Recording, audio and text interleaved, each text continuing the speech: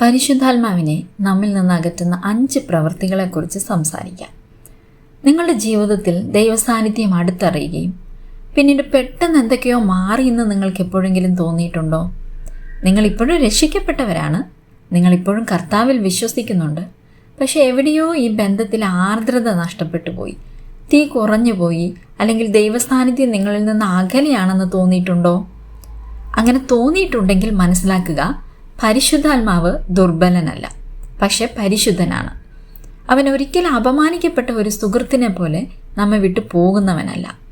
എന്നാൽ പരിശുദ്ധാത്മാവിനെ ദുഃഖിപ്പിക്കരുതെന്നും കെടുക്കരുതെന്നും എതിർക്കരുതെന്നും തിരുവെഴുത്ത് നമുക്ക് മുന്നറിയിപ്പ് നൽകുന്നു. പരിശുദ്ധാത്മാവിനെ അകറ്റുന്ന ഈ 5 സ്വഭാവ രീതികളെക്കുറിച്ച് സംസാരിക്കുന്നത് നിങ്ങളെ ലജ്ജിപ്പിക്കാനോ കുറ്റപ്പെടുത്താനോ അല്ല, മറിച്ച് നമുക്ക് ലഭിച്ചിരിക്കുന്ന വിലയേറിയ നിക്ഷേപത്തെ സംരക്ഷിക്കാൻ നിങ്ങളെ പ്രേരിപ്പിക്കുന്നതിനാണ്. കാരണം നമ്മളിൽ പലരും എപ്പോഴും ദൈവത്തിൻ്റെ സാന്നിധ്യം കൂടുതൽ ആവശ്യപ്പെടുകയും എന്നാൽ അവനെ യഥാർത്ഥത്തിൽ അകറ്റുകയോ തള്ളിക്കളയുകയോ ചെയ്യുന്ന ശീലങ്ങൾ തുടരുകയും ചെയ്യുന്നു. എഫേസ്യർ 4:30 ദൈവത്തിൻ്റെ പരിശുദ്ധാത്മാവിനെ ദുഃഖിപ്പിക്കരുതെന്നും 1 തെസലോനിക്കർ 5:19 ആത്മാവിനെ കെടുക്കരുതെന്നും തുടർന്ന് അപ്പോസ്തലപ്രവൃത്തികളുടെ പുസ്തകം 7:51 പരിശുദ്ധാത്മാവിനോട് മറുത്തു നിൽക്കുന്ന ആളുകളെക്കുറിച്ച് പറഞ്ഞിരിക്കുന്നു. ഈ ഭാഗങ്ങളിൽ പറഞ്ഞിരിക്കുന്ന എഫെസോസിലെയും തെസലോനിക്കയിലെയും പിന്നെ സ്തേഫാനോസ് അഭിസംബോധന ചെയ്ത ആളുകളും ദൈവവുമായി ബന്ധമുള്ള ആളുകളായിരുന്നുവെന്ന് നമ്മൾ മനസ്സിലാക്കണം. ഇവർ ദൈവവുമായി ഉടമ്പടിയിൽ ഏർപ്പെട്ടിരുന്ന ആളുകളായിരുന്നു. എന്നിട്ട് പോലും അവർ പരിശുദ്ധാത്മാവിനോട് പെരുമാറുന്ന രീതിയാണ് നമ്മൾ ഇപ്പോൾ ചിന്തിച്ച് ഈ വാക്യങ്ങളിൽ കാണുന്നത്. നമ്മൾ എപ്പോഴും മനസ്സിൽ സൂക്ഷിക്കേണ്ട കാര്യം ഇതാണ്: പരിശുദ്ധാത്മാവ് വിശുദ്ധിയിലേക്കാണ് ആകർഷിക്കപ്പെടുന്നത്, താഴ്മയുള്ളിടത്തേക്കാണ് ആകർഷിക്കപ്പെടുന്നത്, അവൻ ആത്മീയ വിശപ്പുള്ളിടത്തേക്കാണ് ആകർഷിക്കപ്പെടുന്നത്, നമ്മുടെ ബഹുമാനത്തിലേക്കാണ് ആകർഷിക്കപ്പെടുന്നത്. ഇതിന് വിപരീതമായി പെരുമാറ്റങ്ങൾ നാം സഹിക്കുമ്പോൾ അല്ലെങ്കിൽ നമ്മുടെ ജീവിതത്തിൽ അനുവദിക്കുമ്പോൾ അത് യഥാർത്ഥത്തിൽ പരിശുദ്ധാത്മാവിനെ നമ്മിൽ നിന്ന് അകറ്റുന്നു. ഈ 5 പെരുമാറ്റ രീതികൾ നമുക്ക് നോക്കാം. ആദ്യത്തേത് പശ്ചാത്താപമില്ലാതെ മറഞ്ഞിരിക്കുന്ന പാപങ്ങളെ അനുവദിക്കുന്നതാണ്. പരിശുദ്ധാത്മാവിനോടുള്ള സംവേദനക്ഷമത നഷ്ടപ്പെടാനുള്ള ഏറ്റവും വേഗതയേറിയ മാർഗം നിങ്ങളുടെ പാപത്തെ സ്വകാര്യമായി സൂക്ഷിക്കുകയും അതിനെ ചെറുതെന്ന് കരുതുകയും ചെയ്യുന്നതാണ്. പരിശുദ്ധാത്മാവ് സത്യത്തിൻ്റെ ആത്മാവാണ്. അവൻ ബോധം വരുത്തുന്നു, അവൻ നമ്മെ ശുദ്ധീകരിക്കുന്നു, അവൻ നമ്മെ ശക്തിപ്പെടുത്തുന്നു. പരിശുദ്ധാത്മാവ് ബോധ്യം വരുത്തുന്ന കാര്യങ്ങളെ നിങ്ങൾ നിരന്തരം അവഗണിക്കുമ്പോൾ നിങ്ങളുടെ ഹൃദയം മങ്ങിയതായിത്തീരും. നിങ്ങൾക്ക് കുറ്റബോധം തോന്നുമെങ്കിലും നിങ്ങളതിനെ ന്യായീകരിക്കും. നിങ്ങൾക്ക് ആത്മാവ് മുന്നറിയിപ്പ് തരുന്നതായി തോന്നുന്നുണ്ടെങ്കിലും നിങ്ങൾ മാറ്റവും മാനസാന്തരവും വൈകിപ്പിക്കുന്നു. നിങ്ങൾ പലപ്പോഴും വൈകാരികമായി അനുദപിക്കുന്നുണ്ടെങ്കിലും പ്രായോഗികമായി ജീവിതത്തിൽ മാറ്റങ്ങൾ വരുത്തുന്നില്ല. രഹസ്യ ജീവിതവും പൊതുജീവിതവും നിങ്ങൾ വേർതിരിച്ച് നിർത്തുന്നു. ഇങ്ങനെ ചെയ്യുന്നത് കൊണ്ട് ദൈവം നിങ്ങളെ സ്നേഹിക്കുന്നത് നിർത്തുമെന്ന് ഞാൻ പറയുന്നില്ല, പക്ഷേ നിങ്ങളുടെ ആത്മാവ് ദൈവത്തിൻ്റെ ആത്മാവിനോട് പ്രതികരിക്കുന്നത് കുറയും. അതുകൊണ്ട് നിങ്ങളൊരു പാപത്തിൽ വീണുപോയാൽ, ഒരു തെറ്റ് സംഭവിച്ചു പോയാൽ നിങ്ങൾ വേഗത്തിൽ അനുദപിക്കാൻ പഠിക്കണം. നിങ്ങൾ കാര്യങ്ങൾ വെളിച്ചത്തിലേക്ക് കൊണ്ടുവരണം. ആ പാപത്തെ പോഷിപ്പിക്കുന്ന കാര്യങ്ങളെ, സാഹചര്യങ്ങളെ നിങ്ങളുടെ ജീവിതത്തിൽ നിന്ന് വെട്ടിക്കളയുകയും ഉടനടി അത് കൈകാര്യം ചെയ്യുകയും വേണം. അല്ലാത്ത പക്ഷം അത് പരിശുദ്ധാത്മാവിനെ ദുഃഖിപ്പിക്കും. പരിശുദ്ധാത്മാവിനെ കൂടാതെ നമുക്ക് വിശുദ്ധരാകാൻ കഴിയില്ലെന്ന് പരിശുദ്ധാത്മാവിനറിയാം. എന്നാൽ അവൻ നമ്മോട് ഇടപെടുമ്പോൾ നമ്മൾ പ്രതികരിക്കാൻ വൈകുമ്പോൾ നമ്മൾ കാര്യങ്ങളെ ന്യായീകരിക്കുന്നു. അങ്ങനെ നമ്മൾ പരിശുദ്ധാത്മാവിനെ ദുഃഖിപ്പിക്കുന്നു. അത് പരിശുദ്ധാത്മാവിനെ നമ്മിൽ നിന്ന് അകറ്റുന്നു. പരിശുദ്ധാത്മാവിനെ നമ്മിൽ നിന്ന് അകറ്റുന്ന 2ാമത്തെ പ്രവൃത്തി നോക്കാം. ഇത് അല്പം കടുപ്പമുള്ളതാണ് കേട്ടോ. ഇതാണ് കയ്പും ക്ഷമിക്കാനാകാത്തതും. പരിശുദ്ധാത്മാവിൻ്റെ സാമീപ്യം നിങ്ങൾക്ക് ലഭിക്കണമെങ്കിൽ നിങ്ങൾ നിങ്ങളുടെ ഹൃദയത്തെ കാത്തു സൂക്ഷിക്കണം. നിങ്ങളുടെ ഹൃദയം പരിശുദ്ധാത്മാവിൻ്റെ സമ്പർക്ക കേന്ദ്രമാണ്. എഫേസ്യർ 4 പരിശുദ്ധാത്മാവിനെ ദുഃഖിപ്പിക്കുന്നതിനെക്കുറിച്ച് സംസാരിക്കുമ്പോൾ യഥാർത്ഥത്തിൽ അവിടെ കയ്പ്, കോപം, ക്രോധം, കൂറ്റാരം, ദൂഷണം എന്നിങ്ങനെയുള്ള കാര്യങ്ങളെയാണ് എടുത്തു കാണിക്കുന്നത്. ക്ഷമിക്കാതിരിക്കൽ എന്നത് പരിശുദ്ധാത്മാവിനെ സ്വാഗതം ചെയ്യാത്ത, അനുവദിക്കാത്ത ഒരു മുറി നിങ്ങളുടെ ഹൃദയത്തിൽ പണിയുന്നത് പോലെയാണ്. ഒരേ സമയം തന്നെ പരിശുദ്ധാത്മാവിനാൽ നിറയാനും നീരസം കൊണ്ട് നിറയാനും നിങ്ങൾക്ക് കഴിയില്ല. ഇതിലേതെങ്കിലും ഒരു കാര്യം പോയേ പറ്റൂ. എന്തെങ്കിലും ഒരു കാര്യം നിങ്ങളെ വിട്ടു പോകുമെന്നുള്ളത് സത്യമാണ്. നിങ്ങളോട് മറ്റുള്ളവർ ചെയ്ത കാര്യങ്ങൾ വീണ്ടും വീണ്ടും ആവർത്തിച്ച് ചിന്തിച്ചു കൊണ്ടിരിക്കരുത്. നിങ്ങളെ വേദനിപ്പിച്ച ആ വ്യക്തി ശിക്ഷിക്കപ്പെടുന്നതിനെക്കുറിച്ച് സങ്കല്പിക്കുകയും അത് നിങ്ങൾ ആസ്വദിക്കുകയും ചെയ്യുമ്പോൾ, നിങ്ങൾ എപ്പോഴും അതിനെക്കുറിച്ച് സംസാരിക്കുമ്പോൾ, നിങ്ങൾ നിങ്ങളുടെ ഹൃദയത്തെ കഠിനപ്പെടുത്തുന്നതിനെ ന്യായീകരിക്കുമ്പോൾ പരിശുദ്ധാത്മാവിനെ നിങ്ങളിൽ നിന്ന് അകറ്റുകയാണ് ചെയ്യുന്നത്. എന്നാൽ നിങ്ങളെ വേദനിപ്പിച്ച വ്യക്തിയോട് ക്ഷമിക്കാൻ തീരുമാനിക്കുമ്പോൾ അതിൻ്റെ അർത്ഥം അവർ ചെയ്ത കാര്യം നിസ്സാരമാണെന്നോ അത് സാരമില്ലെന്നോ അല്ല. മറിച്ച് നിങ്ങൾ ക്ഷമിക്കുമ്പോൾ ആ സംഭവത്തിൽ ബന്ധിക്കപ്പെട്ടു പോകാൻ വിസമ്മതിക്കുകയും നിങ്ങളെ സഹായിക്കാൻ പരിശുദ്ധാത്മാവിനോട് അപേക്ഷിക്കുകയും ചെയ്യുക എന്നതാണ്. എന്നാൽ നിങ്ങൾ ക്ഷമിക്കാതിരിക്കാനോ പ്രതികാരം ചെയ്യാനോ തീരുമാനിക്കുന്ന നിമിഷം നിങ്ങളുടെ മനസ്സിൽ 100 ന്യായീകരണങ്ങൾ ഉണ്ടായേക്കാം. പക്ഷെ ഓർക്കുക, അത് പരിശുദ്ധാത്മാവിനെ അകറ്റുകയാണ്. പരിശുദ്ധാത്മാവിനോട് ചേർന്ന് നിൽക്കാൻ നിങ്ങൾ ആഗ്രഹിക്കുന്നുവെങ്കിൽ മറ്റുള്ളവരോട് ക്ഷമിക്കുക എന്നതാണ് ഏകമാർഗം.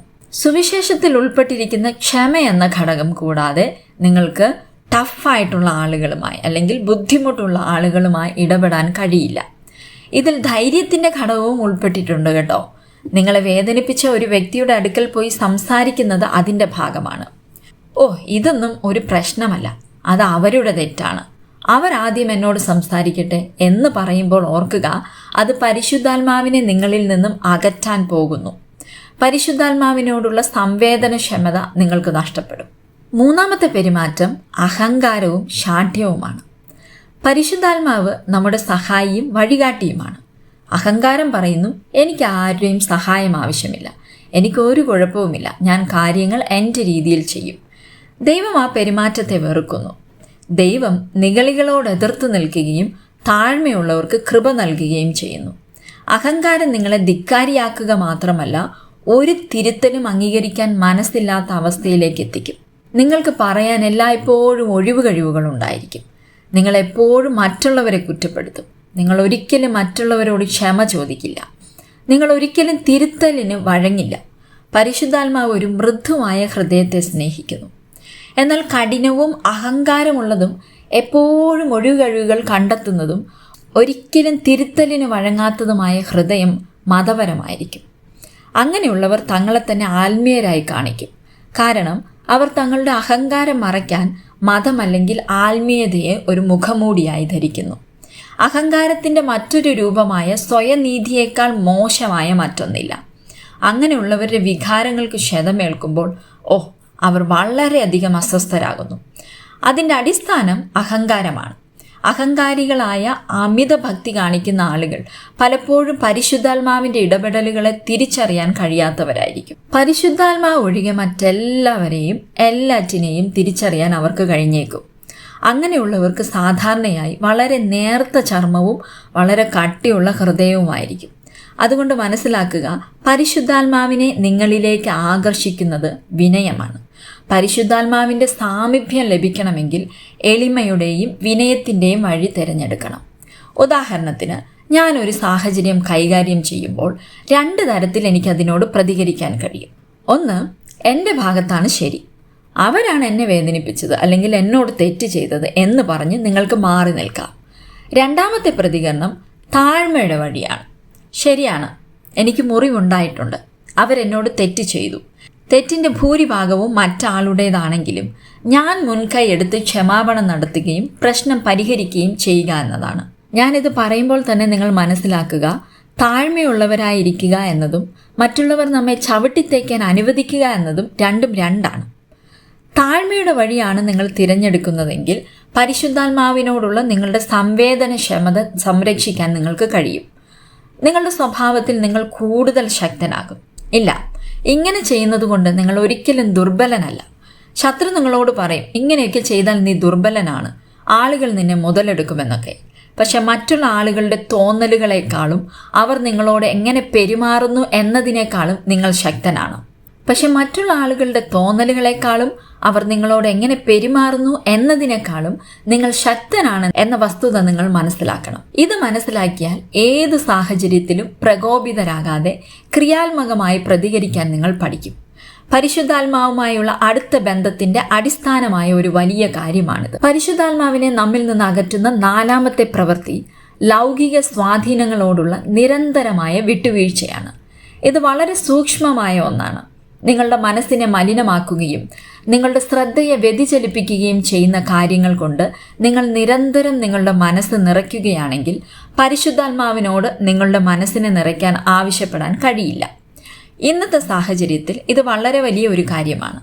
കാരണം അശുദ്ധി, അക്രമം, ക്രിസ്തുവിനെ പരിഹസിക്കൽ, നിരന്തരമായ നിഷേധാത്മകത, വിനോദങ്ങൾ എന്നിവ നമ്മുടെ കയ്യിലുള്ള ഫോണിലൂടെ തന്നെ നമ്മുടെ സമയം കവർന്നെടുക്കുക മാത്രമല്ല, ദൈവകാര്യങ്ങളോടുള്ള നമ്മുടെ വിശപ്പ് ഇല്ലാതാക്കുകയും ചെയ്യുന്നു. എന്നാൽ എനിക്കറിയാം, എല്ലാം പൈശാചികമല്ല. പക്ഷെ നമ്മെ മന്ദിപ്പിക്കുന്ന നിരവധി കാര്യങ്ങളുണ്ട്. അങ്ങനെയുള്ള കാര്യങ്ങൾ പരിശുദ്ധാത്മാവിനോടുള്ള നമ്മുടെ സംവേദനക്ഷമതയെ മന്ദിപ്പിക്കുന്നു. നിങ്ങളിലേക്ക് വരുന്ന ഇൻപുട്ടുകൾ ജഡീകമാണെങ്കിൽ ആത്മാവിനോടുള്ള നിങ്ങളുടെ സംവേദനക്ഷമത നഷ്ടപ്പെടുന്നത് കണ്ട് നിങ്ങൾ ഞെട്ടരുത്. ഓക്കെ, അപ്പോൾ നിങ്ങൾക്ക് അതെങ്ങനെ മാറ്റാൻ കഴിയും? നിങ്ങളുടെ ജീവിതത്തിലെ ആത്മീയ അന്തരീക്ഷം നിങ്ങൾ ശുദ്ധീകരിക്കണം. നിങ്ങൾ കാണുന്നതും കേൾക്കുന്നതുമായ കാര്യങ്ങൾ മാറ്റുക. നിങ്ങൾ ആരെയാണ്, എന്തിനെയാണ് പിന്തുടരുന്നത് അല്ലെങ്കിൽ ഫോളോ ചെയ്യുന്നത് എന്നുള്ള കാര്യങ്ങളിൽ മാറ്റം വരുത്തുക. ഒരു 30 ദിവസമെടുത്ത് നിങ്ങളുടെ ആത്മീയ ഭക്ഷണക്രമം മാറ്റി സ്ഥാപിക്കുക. ഇങ്ങനെയുള്ള കാര്യങ്ങൾ മാറ്റിയാൽ തന്നെ ദിവസം മുഴുവൻ നിങ്ങൾ തന്നെ അത്ഭുതപ്പെടുന്ന രീതിയിലുള്ള ആത്മീയ വിശപ്പും അവബോധവും സംവേദനക്ഷമതയും ആത്മാവിനോടുള്ള അടുപ്പവും നിങ്ങൾ അനുഭവിക്കാൻ തുടങ്ങും. നിങ്ങളുടെ കണ്ണെന്ന വാതിലിലൂടെയും ചെവി എന്ന വാതിലിലൂടെയും നിങ്ങളിലേക്ക് പ്രവേശിക്കുന്ന കാര്യങ്ങൾ മാറ്റുക. ഈ ലോകത്തിലെ വിനോദം നിങ്ങളിലേക്ക് വരാൻ അനുവദിക്കുന്നതിലൂടെ നിങ്ങൾ പരിശുദ്ധാത്മാവിനെ നിങ്ങളിൽ നിന്ന് അകറ്റുന്നു. ക്രിസ്തുവിനെ പരിഹസിക്കുന്ന കാര്യങ്ങൾ, അശ്ലീലവും അക്രമവുമുള്ള കാര്യങ്ങൾ, TV ഷോകളിലും സിനിമകളിലും സംഗീതത്തിലും ഉടനീളം വ്യാപിച്ചിരിക്കുന്ന ബൈബിൾ വിരുദ്ധ വിഷയങ്ങളുള്ള കാര്യങ്ങൾ കാണുകയും കേൾക്കുകയും ചെയ്യുന്നതിലൂടെ നിങ്ങൾ മാലിന്യങ്ങൾ കൊണ്ട് നിറയുന്നതിനാൽ തീർച്ചയായും നിങ്ങൾ ദൈവത്തിൻ്റെ ആത്മാവിനോട് സംവേദനക്ഷമതയുള്ളവരായിരിക്കില്ല. ഇന്ന് നിങ്ങളത് അനുവദിച്ചാൽ നാളെ നിങ്ങളുടെ മറ്റ് വിഷയങ്ങളിൽ അച്ചടക്കം നഷ്ടപ്പെടുന്നതും മറ്റ് പല കാര്യങ്ങളിൽ വിട്ടുവീഴ്ചകൾ ചെയ്യുന്നതും നിങ്ങൾ ശ്രദ്ധിക്കാൻ തുടങ്ങും. പിന്നെ നിങ്ങൾക്ക് സ്വയം തിരിച്ചറിയാൻ പോലും കഴിയാത്ത വിധം നിങ്ങൾ പലതിലും വഴുതി വീഴും. ഇതെല്ലാം എല്ലായ്പ്പോഴും ആ ചെറിയ കാര്യങ്ങളിൽ നിന്നാണ് ആരംഭിക്കുന്നത്. അതിനാൽ എന്ത് വില കൊടുത്തും പരിശുദ്ധാത്മാവിനോടുള്ള സംവേദനക്ഷമതയും അടുപ്പവും നിങ്ങൾ സൂക്ഷിക്കണം. പരിശുദ്ധാത്മാവിനെ അകറ്റുന്ന മറ്റൊരു കാര്യം, ദൈവം നിങ്ങളോട് പറഞ്ഞതിനോട് നിങ്ങൾ അനുസരണക്കേട് കാണിക്കുന്നതാണ്. ഇത് ഏറ്റവും അവഗണിക്കപ്പെടുന്ന കാര്യങ്ങളിലൊന്നാണ്. പലരും ദൈവമേ എന്നോട് സംസാരിക്കണമേ എന്ന് എപ്പോഴും പറയും. എന്നാൽ ചിലപ്പോഴെല്ലാം പരിശുദ്ധാത്മാവ് പറയുന്നത് ഞാൻ ഇതിനോടകം സംസാരിച്ചു കഴിഞ്ഞു എന്നായിരിക്കും. അനുസരണക്കേട് എല്ലായ്പ്പോഴും ദൈവത്തോടുള്ള മത്സരമായിട്ടല്ല ആരംഭിക്കുന്നത്. പലപ്പോഴും അത് കാലതാമസം വരുത്തുകയും മാറ്റിവെക്കുകയും ഭാഗികമായി അനുസരിക്കുകയും ചെയ്യുന്നിടത്തു നിന്നാണ് ആരംഭിക്കുന്നത്. പലപ്പോഴും നിങ്ങൾ പറയുന്നത് ഞാനത് പിന്നീട് ചെയ്യാം, അല്ലെങ്കിൽ ഞാൻ കൂടുതൽ സ്ഥിരീകരണത്തിനായി കാത്തിരിക്കുകയാണ് എന്നൊക്കെ ആയിരിക്കും. പിന്നീട് ഈ വൈകിയ അനുസരണം യഥാർത്ഥത്തിൽ അനുസരണക്കേടായി മാറുന്നു. പരിശുദ്ധാത്മാവിന്റെ പ്രേരണകളെ നിങ്ങൾ നിരന്തരം അവഗണിക്കുമ്പോൾ അവയെക്കുറിച്ചുള്ള നിങ്ങളുടെ അവബോധവും കുറയും. ചെറുതാണെങ്കിൽ പോലും വേഗത്തിൽ അനുസരിക്കുക. എങ്കിൽ പരിശുദ്ധാത്മാവിനോടുള്ള നിങ്ങളുടെ സംവേദനക്ഷമത വളരും. ഓക്കെ, ഇനി നമുക്ക് പരിശുദ്ധാത്മാവിനോട് എങ്ങനെ അടുക്കാൻ കഴിയും എന്ന് നോക്കാം. നിങ്ങൾ പരിശുദ്ധാത്മാവിനെ അകറ്റി നിർത്തിയതായി തോന്നിയാൽ സാരമില്ല, നമുക്ക് പ്രത്യാശയുണ്ട്. ഞാൻ ഇപ്പോൾ സൂചിപ്പിച്ച ഈ പെരുമാറ്റങ്ങളിൽ ഏതെങ്കിലും നിങ്ങൾ തിരിച്ചറിഞ്ഞാൽ പരിശുദ്ധാത്മാവുമായുള്ള ബന്ധത്തിൽ നിന്ന് നിങ്ങൾ അയോഗ്യനായി എന്ന് ചിന്തിക്കേണ്ട. പാപം ചെയ്തതിന് ശേഷം സങ്കീർത്തനം 51 ദാവീദ് ഇപ്രകാരം പ്രാർത്ഥിച്ചു: നിന്റെ പരിശുദ്ധാത്മാവിനെ എന്നിൽ നിന്ന് എടുക്കരുത്, നിന്റെ രക്ഷയുടെ സന്തോഷം എനിക്ക് തിരികെ നൽകണമേ. ഇപ്പോൾ തന്നെ നിങ്ങൾക്കും ഇങ്ങനെ പ്രതികരിക്കാം. പരിശുദ്ധാത്മാവുമായുള്ള അടുപ്പം തിരികെ ലഭിക്കുവാൻ സത്യസന്ധമായും പശ്ചാത്തപിക്കുക. നിങ്ങൾ പശ്ചാത്തപിക്കേണ്ട കാര്യങ്ങളെക്കുറിച്ച് പൊതുവായി പറയാതെ വ്യക്തമായി ഇന്നിന്ന കാര്യങ്ങളിൽ ഞാൻ പശ്ചാത്തപിക്കുന്നു അല്ലെങ്കിൽ മാനസാന്തരപ്പെടുന്നു എന്ന് കൃത്യമായി പറയുക. കാരണം ബോധ്യങ്ങൾ എല്ലായ്പ്പോഴും സ്പഷ്ടമാണ്. രണ്ടാമത്തേത്, കയ്പ് ഒഴിവാക്കുക, ക്ഷമിക്കുക. ഞാൻ കയ്പിനെ കുറിച്ച് നേരത്തെ സംസാരിച്ചപ്പോൾ നിങ്ങളുടെ മനസ്സിൽ നിരന്തരം വന്നിരുന്ന ഒരാളുണ്ടെങ്കിൽ ആ വ്യക്തിയെയാണ് നിങ്ങൾ മോചിപ്പിക്കേണ്ടത്. ഇപ്പോൾ തന്നെ ആ കയ്പ് മാറ്റി ആ വ്യക്തിയോട് ക്ഷമിക്കുക. മൂന്നാമതായി, നിങ്ങൾ താഴ്മ ധരിക്കാനും തിരുത്തപ്പെടാനും തയ്യാറാകുമെന്ന് ഇന്ന് തന്നെ തീരുമാനമെടുക്കണം. നിങ്ങളുടെ അഹന്തയേക്കാൾ നിങ്ങളുടെ വളർച്ചയിൽ കൂടുതൽ ശ്രദ്ധ കേന്ദ്രീകരിക്കാൻ ഒരു തീരുമാനമെടുക്കുക. അത് പരിശുദ്ധാത്മാവിനെ ബഹുമാനിക്കുന്ന തീരുമാനമായിരിക്കും. നാലാമത്, നിങ്ങളുടെ പരിസ്ഥിതി വൃത്തിയാക്കുക എന്നതാണ്. നിങ്ങളുടെ മുറിക്കുള്ളിൽ, നിങ്ങളുടെ പ്ലേലിസ്റ്റിൽ, കമ്പ്യൂട്ടറിൽ നിങ്ങളുടെ സബ്സ്ക്രിപ്ഷനുകളിൽ യഥാർത്ഥത്തിൽ വിട്ടുവീഴ്ച ചെയ്ത കാര്യങ്ങളുണ്ടോ എന്ന് നോക്കുക.